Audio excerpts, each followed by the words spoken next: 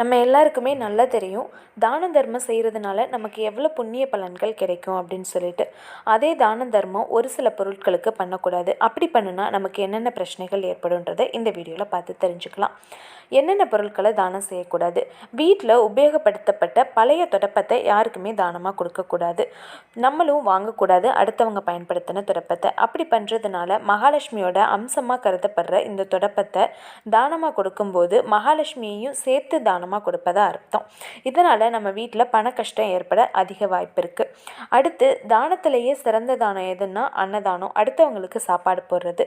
அந்த அன்னத்தை தானமாக கொடுக்கணுன்னா புதிய அன்னத்தை மட்டும்தான் தானமாக கொடுக்கணுமே தவிர பழைய சாதத்தை எப்போதுமே தானமாக கொடுக்கக்கூடாது. அப்படி செய்கிறதுனால உங்கள் வீட்டில் வருமானத்தை விட அதிகப்படியான செலவுகளை கொடுக்கும். உங்களுக்கு நிறைய கஷ்டங்களும் வந்து சேரும். அடுத்து மக்காத தன்மை கொண்ட பிளாஸ்டிக் பொருட்களை தானமாக யாருக்குமே கொடுக்கக்கூடாது. அப்படி தானமாக கொடுக்கறதுனால துரதிர்ஷ்டம் உண்டாகும். அது மட்டும் இல்லாமல் உங்களோட முன்னேற்றத்தில் நிறைய தடைகளை ஏற்படுத்தும், முன்னேற விடாமல் தடுக்கும். வீட்டில் உள்ள கூர்மையான பொருளான கத்தி, ஊசி, கத்திரிக்கோல் இந்த மாதிரி பொருட்களை தானமாக கொடுக்காதீங்க. அப்படி கூர்மையான பொருட்களை தானமாக கொடுக்கறதுனால குடும்பத்தில் கஷ்டம் உண்டாகும். இல்லை உங்ககிட்ட 2-3 இருக்குது, நான் கொடுக்குறேன் அவங்களுக்கு அப்படின்னா ஒரு ரூபா வாங்கிக்கிட்டு கொடுங்க. அதனால் எந்த பிரச்சனையும் கிடையாது. பூஜை அறையில் வச்சு நம்ம பூஜை செய்கிற விளக்காக இருக்கட்டும், கடவுளோட படங்களாக இருக்கட்டும், இல்லை சிலைகளாக இருக்கட்டும், யாருக்கும் தானமாக கொடுக்காதீங்க. அப்படி கொடுக்கும்போது உங்கள் வீட்டில் உள்ள அதிர்ஷ்டம் அவங்களுக்கு சேர்ந்து போயிடும், உங்களுக்கு அதிர்ஷ்டம் இல்லாமல் போயிடும். அடுத்து கிழிஞ்ச பழைய துணிகளை தானமாக கொடுக்கறத தவிர்த்துடுங்க. பழைய துணிகளை தானமாக கொடுக்கலாம், ஆனால் கிழிஞ்ச துணிகளை கண்டிப்பாக தானமாக கொடுக்கக்கூடாது.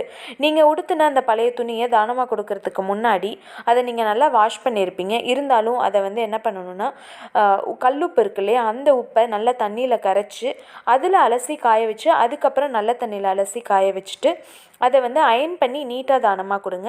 அப்படி கொடுக்கும்போது உங்ககிட்ட உள்ள அதிர்ஷ்டம் அவங்கக்கிட்ட போகாது. அதே மாதிரி உங்ககிட்ட நெகட்டிவ் எனர்ஜிஸ் எதுவும் இருந்தாலும் அவங்கக்கிட்ட போகாது. அது உங்களுக்கும் நல்லது, அவங்களுக்கும் நல்லது. தானம் கொடுக்கறதுங்கிறது நமக்கு நல்ல பலன்கள், புண்ணிய பலன்கள் கிடைக்கணும் அப்படின்றதுக்காக தான். இந்த மாதிரி நம்ம ஒரு சில பொருட்களை தெரியாமல் தானம் கொடுக்கறதுனால நமக்கு தெரியாமையே நிறைய கஷ்டங்கள் ஏற்படுறதுக்கு வாய்ப்பு இருக்குது. அதனால் ஒரு சில பொருட்களை முறையாக தானம் கொடுக்கறதுக்கு ஏற்ற வழிமுறைகளை தெரிஞ்சுக்கிட்டு கண்டிப்பாக தானம் கொடுங்க. நல்லதே நடக்கும். அடுத்த ஒரு வீடியோவில் பார்க்கலாம்.